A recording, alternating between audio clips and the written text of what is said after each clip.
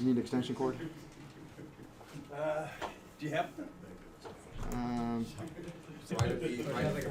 Okay, talking about viscosity. Well, what exactly is this viscosity? Viscosity is...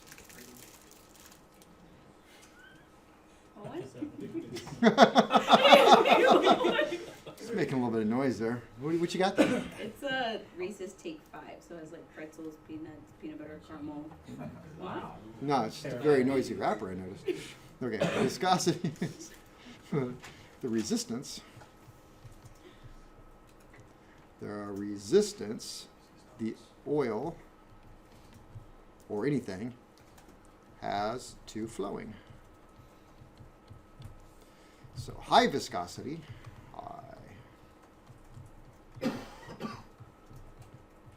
high viscosity oil pours very slowly.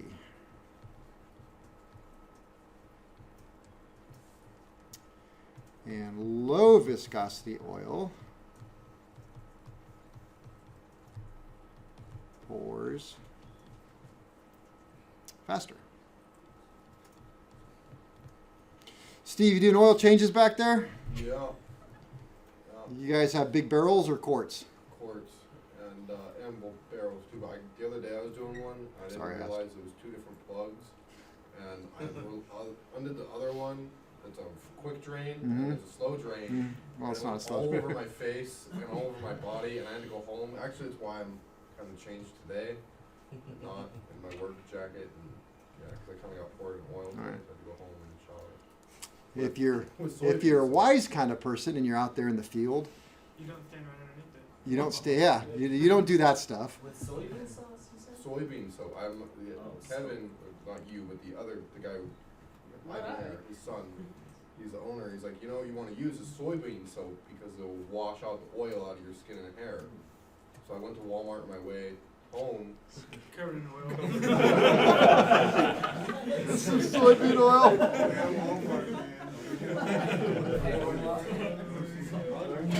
I guess the point where I was going with this is if you have quart cans and you're actually out working out in the field, a nice little trick that you can do is when an airplane pulls in and you know you're going to do an oil change, you take off the top cowling, you drop the bottom cowling so you can work on it. Then you get in there and the first thing you do is start the oil draining so you get it draining. The second thing you do is go get the oil you're going to need and set it on top of the engine. Then it warms up the oil so it pours in real nice. You don't want to drain it when it's hot. Yes, you do. All right, tested with a Sayboth, S-A-Y-B-O,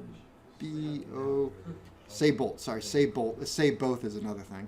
Saybolt Universal Viscometer. V-I-S-C-O-O-S-I-M-E-T-E-R. All right, so I'm going to give you a little chart here. This is actually going to be important. Because everything else I said was just not important.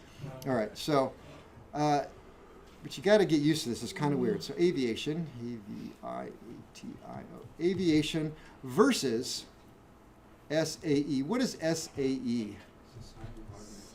Society of Automotive Engineers. So when you go to the store and you buy oil for your car, lawnmower, whatever, at the Napa store, right? You're going to get an SAE weighted oil. In aviation, we have different numbers, but they correlate. So sort of. So aviation oil 65. So 65 weight is the same as SAE 30. So anybody do their own oil changes? Yes. All right. What kind of oil? 020. 0W20. That sounds like zero synthetic. W20. It's synthetic, huh? Yeah. Okay. What do you? 520. 520. Synthetic? Yep. Yeah, that low number is usually synthetic. Huh? 1540.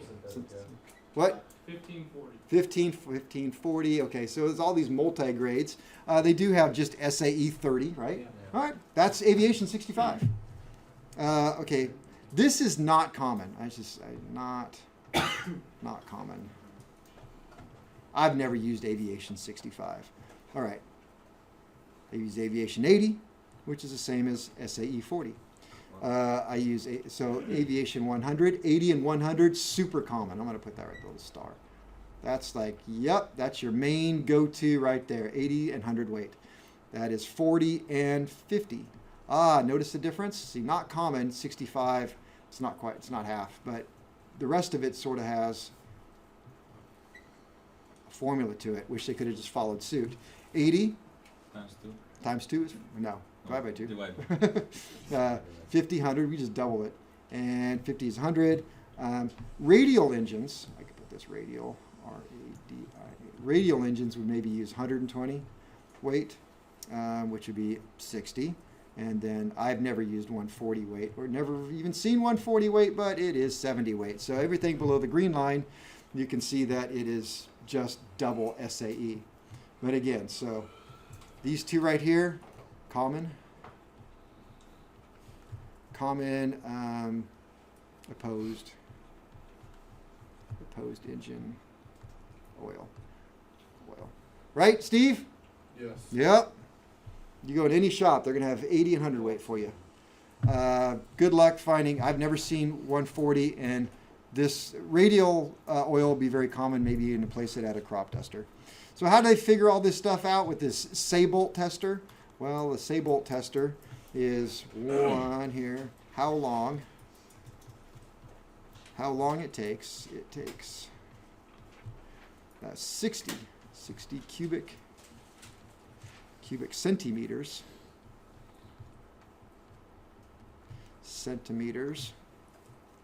to flow through an orifice. What's an orifice? Through a controlled hole like that. Through an orifice at a given temp.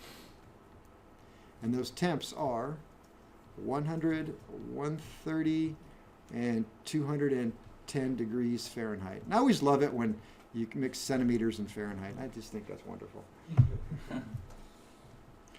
And those readings are then given the number, and that,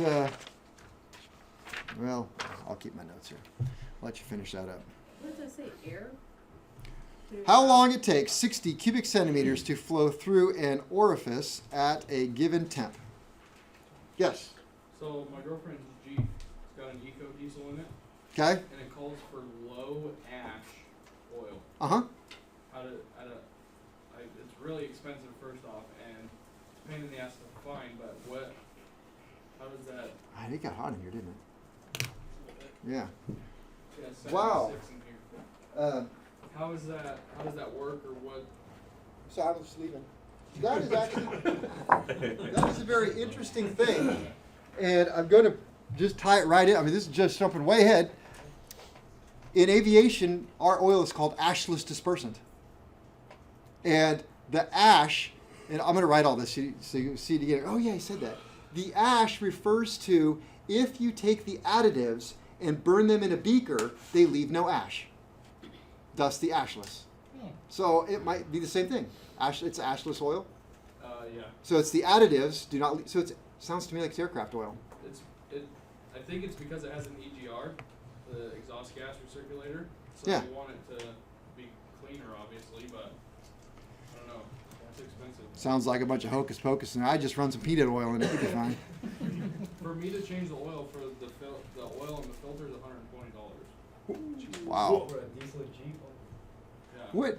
There was something making its rounds through social media, where you like sent some sort of weird oil, and you're supposed to send it to somebody like, I just put this oil in my It's car. like olive oil or something. Was that what it was? Yeah. Somebody did it to Steve. You guys know Steve. And he got wigged out because he thought it was real. He had to leave. My girlfriend put this oil in her car.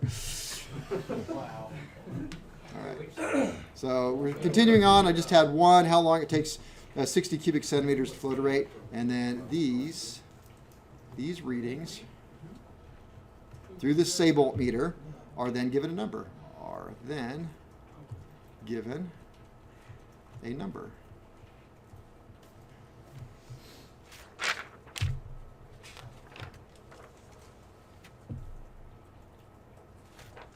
Wait a minute, that doesn't make sense. 6, 5, 6 is a number.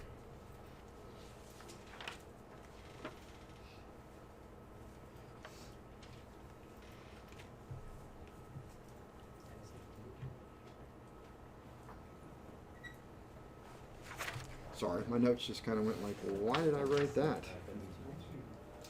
5, 6, like something just got left out here. I don't know. What? I said, I have your notes from last Oh, year. why are you writing new stuff here? Well, I'm just going to go with what I got here. Something got weird, but these are all really good points, except for this one. The oil with a change in its temperature. Typically, the colder environment. I have to make up something here.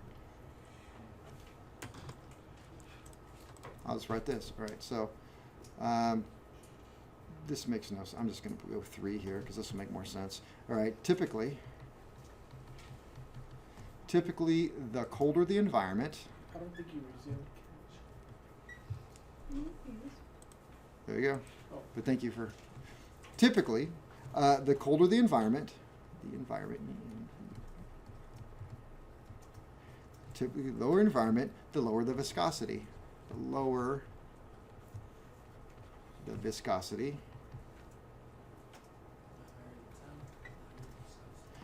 Needs to be. We'll put needs to be. To be is 2 words. Sorry. The higher the temp, the higher the temp, the higher the viscosity needs to be. All right, so we're going to start tying in a couple things about oil. I don't know, this seems like the wrong place to put it, but I just got there, so we're going to talk about this. One of the things, my father-in-law, he's a great guy.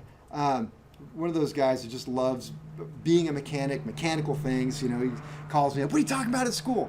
And you know, he just loves talking, and he loves oil. I mean, boy, you start talking about oil, he just loves talking about oil. So, you know, I remember being kind of a young guy, and he was like, let me tell you about oil.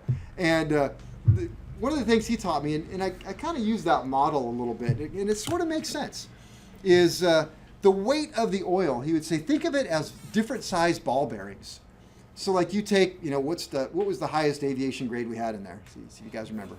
140. Okay, so 140, got your 140.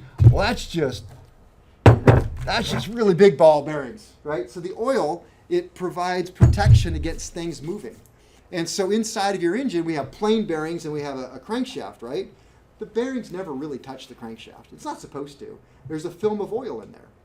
And those oils are acting like ball bearings. So really, this outer ring is kind of like your plain bearings in your crankcase. And this inner one is really like your crankshaft rotating around in there. And all those little ball bearings are just the oil. And so you should have a film of oil all the way around protecting it so that nothing touches. And so you go, okay, the really heavy stuff, there's some big ball bearings. And then you get into the little lightweight stuff, which we got down into 80. And you just got little ball bearings, which these are actually pretty big, but it's the same concept. And so we think about that. And you go, okay, I got to match the ball bearings to the situation. And that's kind of your liquid ball bearings. And so if we have an engine that, let's see. So I said, well, the colder the environment, the lower the viscosity needs to be. I don't know if I want to tie this one into that. Well, let's tie into this. So as your car starts wearing out, you typically go to higher viscosity. Why is that? You got to get any bigger ball bearings in there because things are starting to wear out. There's more space between stuff. You got to shove some more ball bearings in there. Otherwise, the little ball bearings just don't work. See, so that's one thing to think of. Now we look at this. Typically, the colder the environment, the lower the viscosity needs to be. Oil that doesn't get pumped, if oil is really cold and it doesn't get pumped from out of the oil sump up into the oil pump and out the engine, then you have no oil. And so you can actually have oil starvation and seize an engine up even though it's full of oil because the oil is just too thick to work. So what happens is your engine, or all these engines, they're designed to limit the oil pressure, because you don't want too much oil pressure. So you want, about, let's say 60 psi. So the oil system, it starts with a pickup tube that sucks oil from the oil sump, goes into a constant displacement oil pump, gears. From there, it's going to go up. I wonder if I could just draw this. That would be helpful. All right. I wonder if I can draw it, actually. All right, so we have an oil sump. All right, that's where our oil is. Oil should be blue today. All right. Then so we have our oil sump. Then we have a pickup tube. Oops. It'll be black, pickup tube. It's going to pick it up, and then it's going to go through two gear pumps, right? They're gear pumps. All right, now they're just googly eyes, so you can just be happy about that. So, all right, so they're gear pumps, and the oil is going to go, what, through the middle? No, around. No, it's got to go around. So you have an oil pump, not to scale. All right, oil pump, and we know it's got to go through an oil gallery, which is going to pressurize everything. Should I not draw? Should I just give it up? All right. You're like, I want to see where this is going. All right. So you don't just pump it in here. The very next thing it's going to see is, I think I want to draw this one, is an oil pressure relief. And there's going to be a ball on a seat with a spring. And if the oil pressure gets, it's going to get higher than it's supposed to get. As it gets higher, it's going to push the little ball off of its seat, and it's just going to run out back into here.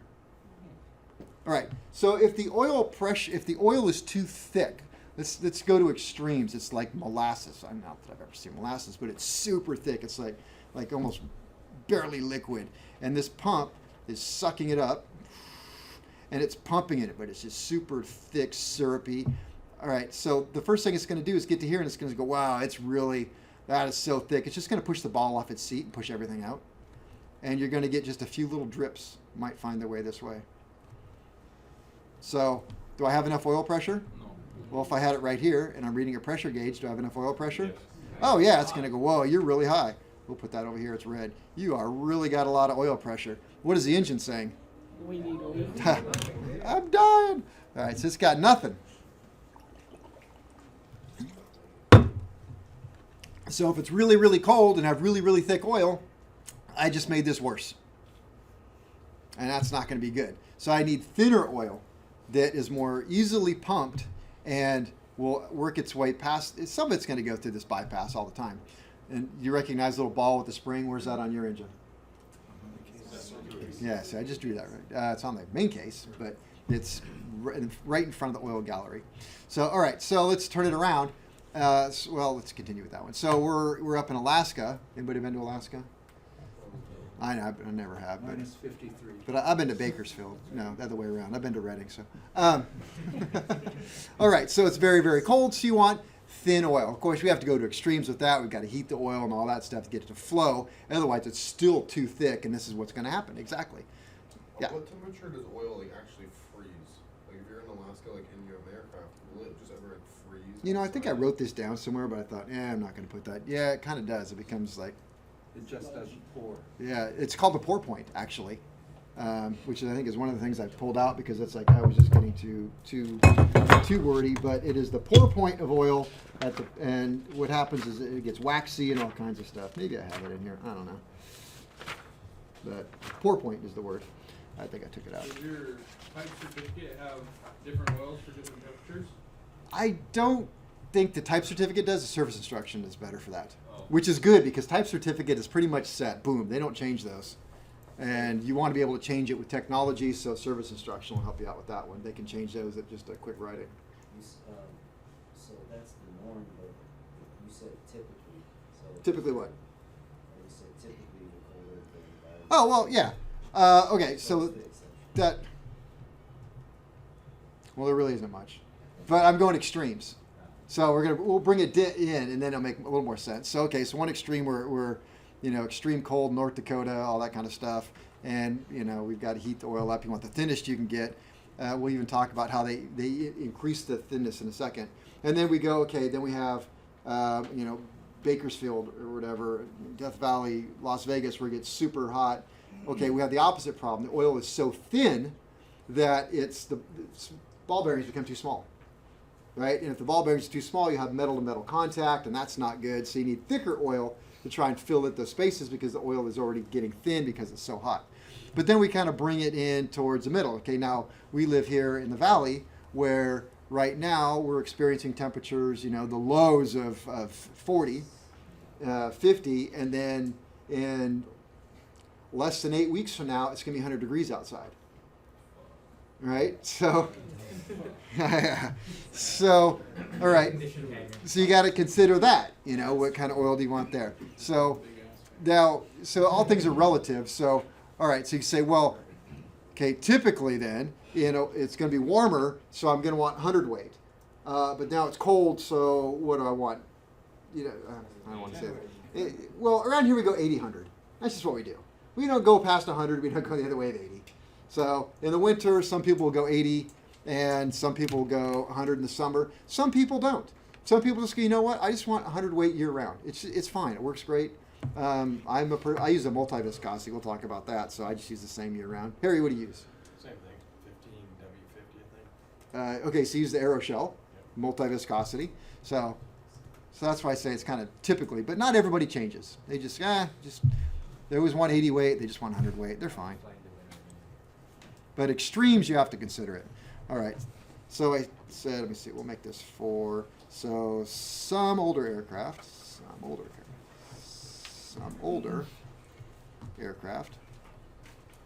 Hey, by the way, our Cessna 310 has this on it. I don't know if it works. Some older aircraft were or are equipped with oil dilution systems.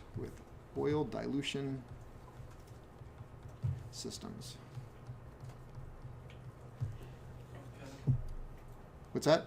Is that where they add like gas to the oil? That is exactly what it is. Oh, So what it has is a button, and so you go do your flying, you come down, you land, you're getting ready to shut down the aircraft, you turn on the oil dilution system, takes gasoline and pours it into the crankcase. So that gasoline then mixes up with the oil, and what's it going to do with the oil? It's going to make it real nice and thin. Then you shut down. So now when you're ready to start in the morning, you got nice thin oil for the startup. Well, how does it get rid of the oil? Or how does it get rid of the gas?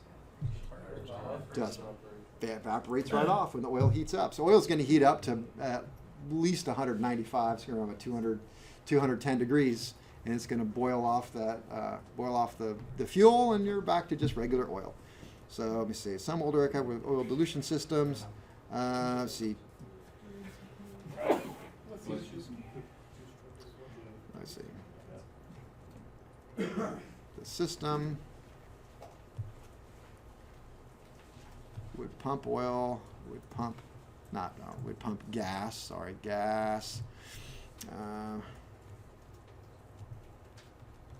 into the oil tank to dilute the oil, and would it make it, let's see what question I want to ask, more or less viscosity? Less, okay. And make it thinner. Dilute the oil and decrease viscosity.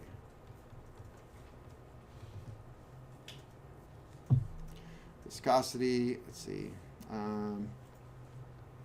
Fuel would evaporate.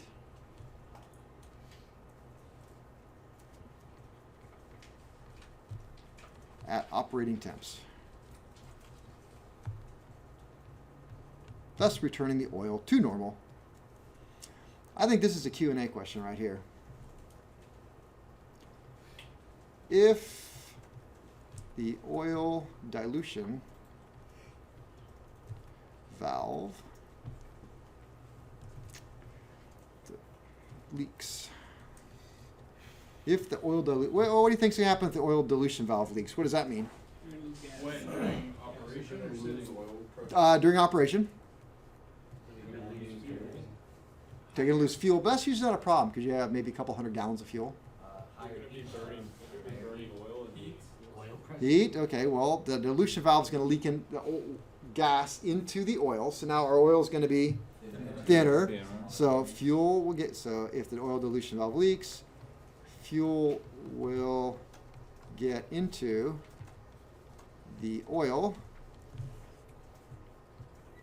causing high temps, high oil temps, high oil temp with high or low oil pressure. Low oil pressure. Okay, why? This is, I always want to go back to this. So don't ever try and memorize something like this. It's like, okay, oil dilution valve sticks open, then it's going to, you just got to think it through. The only thing I'm going to memorize is what is an oil dilution valve? Well, it's the thing that makes gas go into the oil. Okay, it leaks. So what's going to happen? Well, I'm flying around and I wanted 100-weight oil, but now I'm getting a bunch of gasoline in my 100-weight oil. So now it's down to aviation grade 5. We'll go to extremes. What's it going to look like to me, oil pressure wise and oil temp wise? It's going through like it's water. So make it into water. What's going to happen if your engine shows water? If you put water instead of oil into your engine, what's the oil temp going to do? What's the oil temp gauge going to read? Why is it going to go up? More friction. Who said friction? Okay, I'm going to go with friction because you no longer have the big bearings. You've got water. So you've got metal on metal. And that is going to create a lot of heat. And that heat is going to transfer to the water, whatever's floating around in there, the gas or really thin oil, going to transfer to that. So we're going to start seeing that temp spike up because it's metal to metal contact. The engine's eating itself up. It's going to transfer to the liquid. The liquid's going to show it on the gauge. So I got a high oil temp. What's it going to do to my pressure? It's going to drop it. Why? Because every time we get the temperature of the oil gets high, we're gonna yeah. Well, it's not going to break down. We're just going to see more and more the pressure drop because it gets so thin that it's not being effective anymore. So it's like, the orifice. Yeah. Instead of being blocked. Okay, there. I like that. And it's like a difference in pressure. Yeah. Because here, you're being blocked, so there's high pressure here. Yep. And then here there's low pressure. But then if it's thin, it's like all the same pressure. So the difference is 0. I love that. That was great.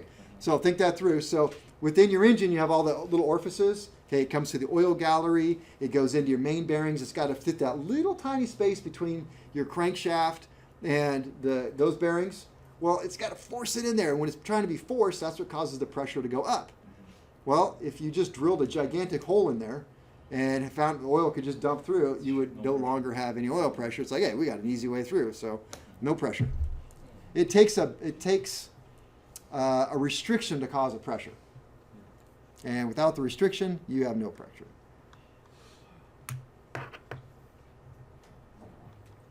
All right. I had a lot of stuff in my notes. And I tried to pull back to stuff that was just, I think it correlated to some sort of Q&A question. Otherwise, I was getting a little crazy. And I think this viscosity index.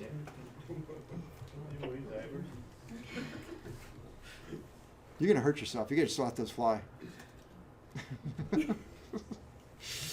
All right, viscosity index. That is the viscosity index of an oil is a measure of the rate of change of the viscosity. So it's a measure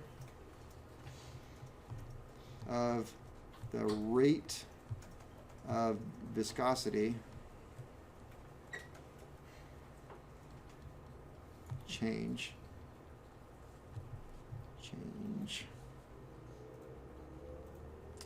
of oil, which is to say the higher the viscosity index, the less it changes. So the higher the index,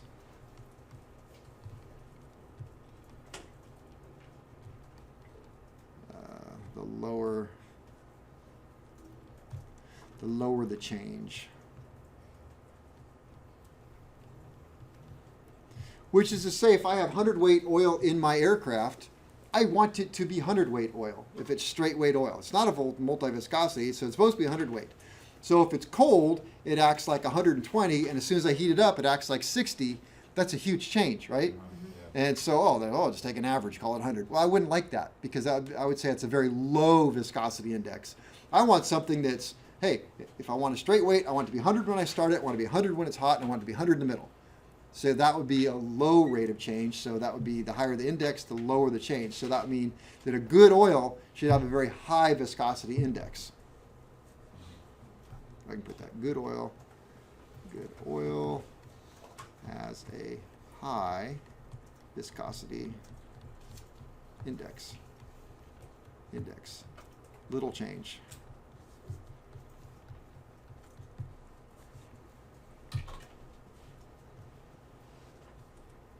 And this is for just the single viscosity oils, right?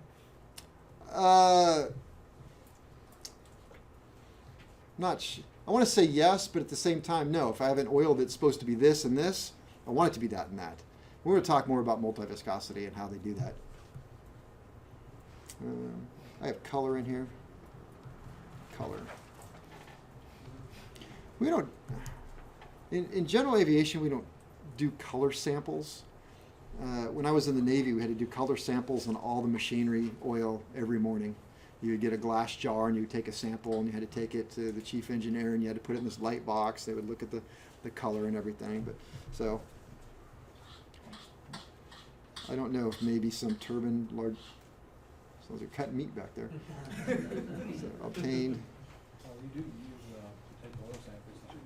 Okay, tell me about that. Well, we gotta see if it has any metallic stuff in there. Gotta see by its color if it's any getting burned or. Okay, so you guys are doing it on helicopters. Yeah. Excellent, thank you. So you took a sample every day. Before flight. Okay, and was it a glass jar and you put it in a little light box? Yep. Then okay. Well, obviously, when you do that, not only looking at color, make sure it's not burned. Yeah. It depends on what it is. If it's like a gearbox or something, it should sort of maintain the similar color. Yeah. and if it's an internal combustion engine, it's going to change because of the combustion byproducts. But you're also looking for metal flakes floating around, stuff like that. Obtained by reference. What was I going to say? Referencing. How about referencing? Referencing a transmitted light through a sample of oil. Transmitting. I'll just put light through a sample of oil. This is the stuff I was thinking about for you, Steve. Cloud point. Cloud point.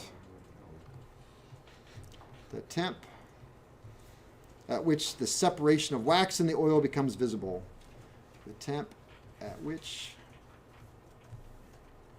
the wax in the oil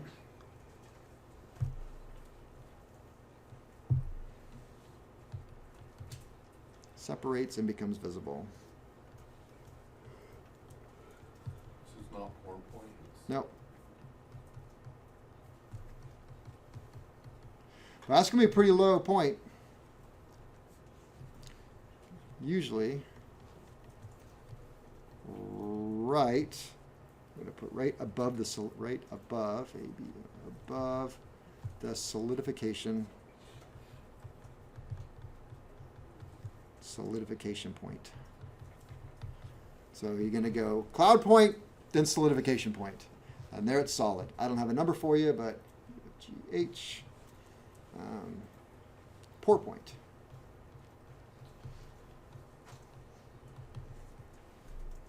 Or the pour point. That's where you are before you become an aircraft mechanic, because you're going to school. All right, pour point. The temperature at which oil flows without disturbance. The temp at which oil flows without disturbance.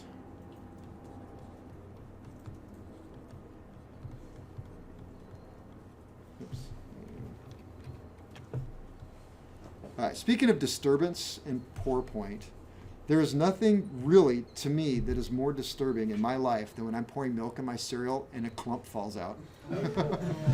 You hope it's ice. It's not going to be ice. It's never ice. Yeah, what temperature are you keeping your fridge at? There are certain things in my life that are certainty, one of which is I will never get food poisoning in my house from my wife. So everything You is. say that like it's happened and. No, Oh. it is a guaranteed.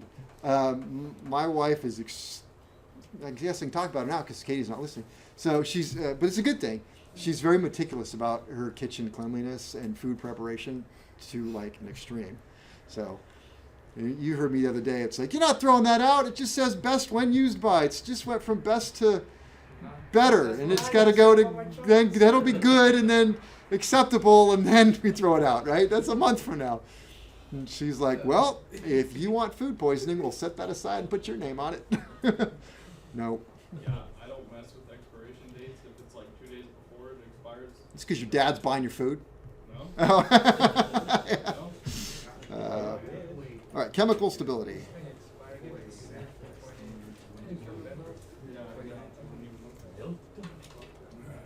Chemical stability. If an oil has good chemical stability, and it means it resists oxidation, breaking down, and coking.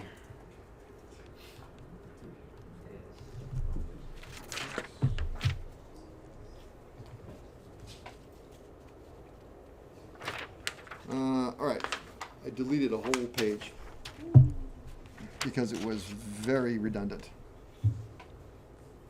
So, Janet, we on number 5? Yes, we are. All right, found a new point. Types of aircraft oil. Specific types of aircraft oils. All right, so at this point, I'm hoping that you understand the different types of bases, animal, vegetable, mineral, synthetic. You understand what makes what an oil makes a good oil versus a bad oil, and a couple of things in there about viscosity. So we start looking then at specific oils. If I go to, I'm going to the aircraft oil store, and I say, all right, I want to pick an oil for the airplane. Now we're down to, boom, these are your choices. So, what?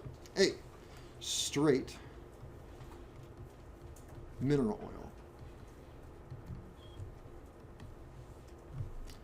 Examples. Okay, I'm going to use a lot of Aeroshell because really they're the big people in aviation. It's not that I'm getting any money from them because I'm not. So Aeroshell, Aeroshell 80, and Aeroshell 100. Two different products, Aeroshell 80 and 100. Let me see here. There we go. Aeroshell 80. Oops. Current slide. There we go. There we go. Aeroshell 80 and 100.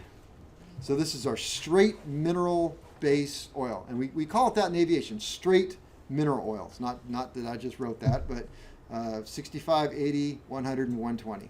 So said. They sell them in this kind of big barrels? No, they just put the barrels on there to trick you. Yes, they do. They sell them. I've never actually seen these barrels, to be honest with you. I've seen them in 55s. Why, you just scoop it out? I actually just called Ramos. Ramos Oil is a great place to get oil locally. I get all my Aeroshell products and aviation lubricants from Ramos. And I called them up and said, hey, can I get a 55 of Aeroshell W100, which is different. Then they said, nope, we only sell it in quarts now, which I thought was odd. So, yeah. I was wondering, so I have a lot of those in our old hangar that my dad has from like the 90s. Do they expire? They don't really expire, do they? If they've never been opened? Best when used by, better, acceptable, I don't know. I have never seen an expiration date on oil. Oh, okay. They're made from dinosaurs, so I don't know. I would assume not. It just gets more oily? I don't know. Just stir it before you use it. Yeah, just shake it. Now, if it's really old, doesn't look like that at all. It is They're white. white. Yeah, the case is white, but the label was, oh gosh, now I'm forgetting. Blue. They're blue and white. My dad has like 20 boxes of them in the hangar, and they're covered in dust. He's like, Yeah. does your class want them? Yep. I'm like, okay. Yes, we do. Oil is oil. Yes, we do. All right, so example, Aeroshell, 80 and 100. Remember, we're talking about straight weight. So, made from high viscosity index. High viscosity index base stocks.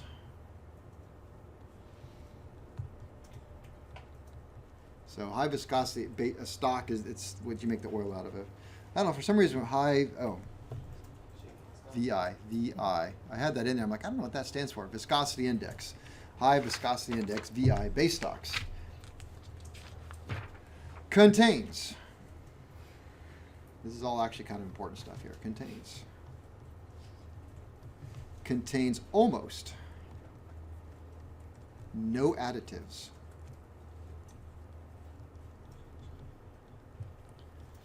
Just a pour point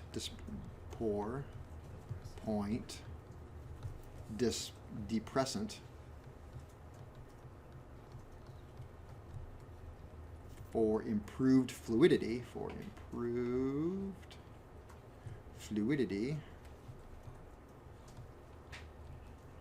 at cold temps.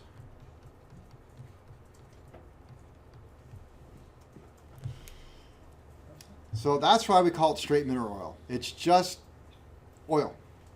No detergents, no fancy stuff, no Teflon, no, I don't know what kind of crap they put in oil these days. Liquid tungsten. Liquid tungsten or I don't know.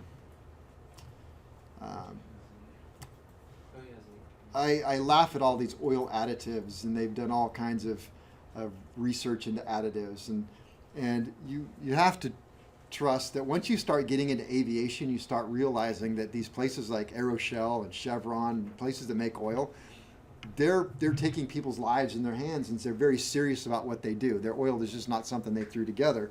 And I told you, Chevron had a little accident with some fuel and bought a whole bunch of people engines. That cost them millions and millions of dollars. So, and I think Mobil also was paying out a lot of money to some people. I'm not sure how that ended up, but so it's a big deal. Not like automotive. I think they kind of try it out and see if it works, and ruined a couple engines. I guess that didn't work. So their statement has always been, if this stuff worked, this snake oil stuff in a small can, we would put it in our oil. And I was reading one article, and it talked about some of the stuff they bought a bunch of this oil additive at not Napa, but like Cragen and stuff like that. And they tested it, and they found out like a lot of it was just lightweight oil. So it was like you just pour lightweight oil into your oil. It was nothing. It was just lightweight oil or goofy stuff that made no sense. So contained almost additives, just a pour point for. Okay, when are we going to use this one? This is used for break-in. Break-in. What do I mean by break-in? When it's just been overhauled. So you want those rings to seat, and it's all about the ring seating. So if it's too slippery, then remember, break-in is where you have the rough cylinder walls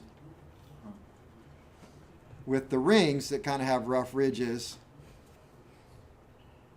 and they want to knock off the rough ridges so that it looks more, I don't know, dull, but still some bumps in there so that it holds some oil, right? But not these sharp ridges. So that's break-in. And if you don't break it in right, and you have blow-by past your rings, and it superheats up the oil that is in here, what do we get? Coking, which makes it super slippery, no lines, no place for oil, and we just end up burning a lot of oil. So that's what happens with break-in. So they say, well, we want you to use mineral oil for break-in. Well, what does that tell you about the oil? I mean, your own impression. I don't know. Junk's a little harsh. All right. And they say, why do you use a break-in? Well, except, and this is Lycoming especially, but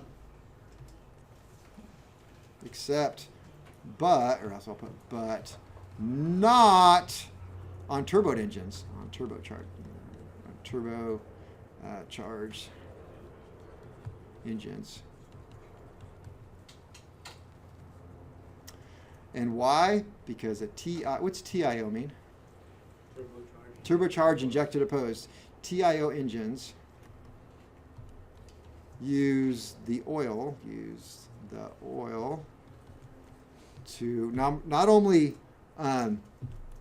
lube the turbo, I'll put that, lube the turbo, but also operates the turbo controls.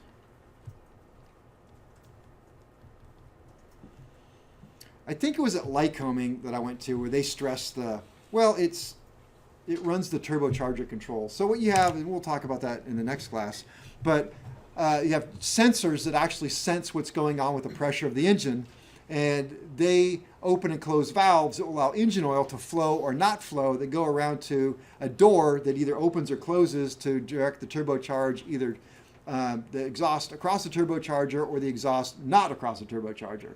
So all these controllers are operating to spin up the turbo. But I kind of look at it another way, and maybe I'm wrong, maybe I'm right, but when Lycoming stresses do not use mineral oil in our turbocharged engines, I think there's got to be a problem. So does that mean that turbocharged engines don't get broken in? Is there a problem with it? Like, oh, no, they're going to break in fine. Okay, but don't use the mineral oil. Well, no, don't use that. Because obviously they're worried about something not getting lubricated. I think it's the turbocharger. I think they're very worried about the turbocharger bearings not getting proper lubrication. So they say, don't use it. Fine. Why is it going to break in? Well, there's enough pressure in the cylinders that it pushes down and it presses the ring out, because the pressure does get behind the ring and they're wedged, right? And so it pushes them. Pressure goes in and it pushes it from the piston out and forces it against the cylinder wall. So pressure is good. That's why they say don't baby an engine when you're trying to break it in. You have to have enough pressure, put the pressure of the rings against the cylinder wall. So they say, well, with turbochargers, because it's turbocharged, you have enough pressure all the time, don't worry about it. But I think that goes back to really, I just don't think it's the best oil choice. And it's going to be my opinion, but this is my opinion, all right? So,